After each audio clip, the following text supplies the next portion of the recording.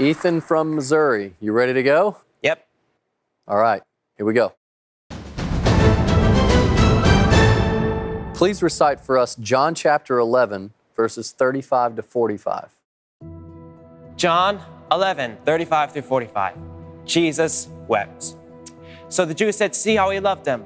But some of them said, "Could not he who opened the eyes of the blind man also have kept this man from dying?" Then Jesus, deeply moved again, came to the tomb. It was a cave and a stone lay against it. Jesus said, "Take away the stone." Martha, the sister of the dead man, said to him, "Lord, by this time there will be an odor, for he has been dead 4 days." Jesus said to her, "Did I not tell you that if you believed, you would see the glory of God?" So they took away the stone. And Jesus lifted up his eyes and said, "Father, I thank you that you have heard me.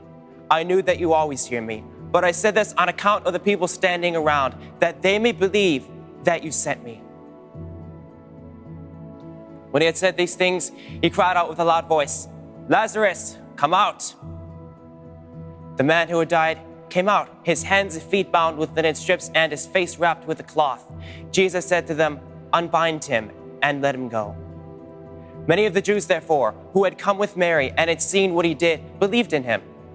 John 11, 35 to 45.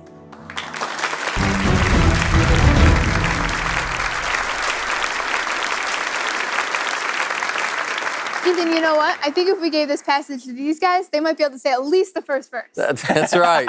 Jesus wept. Oh, yeah, we could. Nailed it. Well, you know what's interesting about that? Now, let's just think about this. This is the scene of an amazing movie.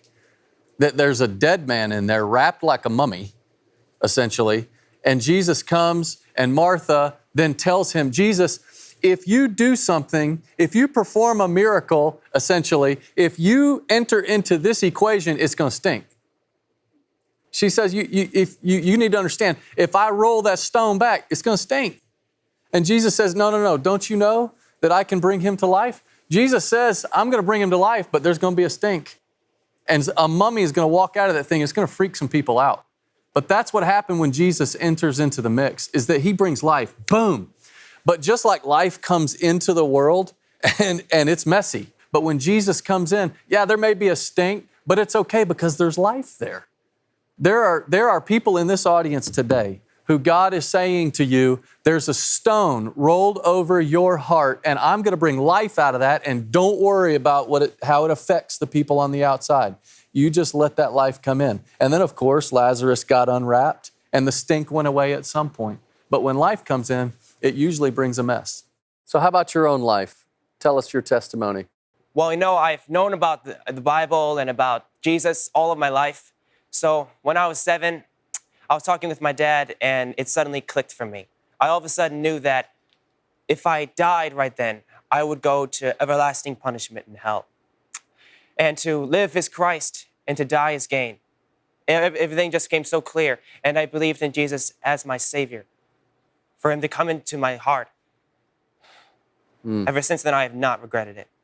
Oh, boy, I love that. And you know what else you won't regret is the fact that you got 1,000 points. Look at him. Yeah, I love that.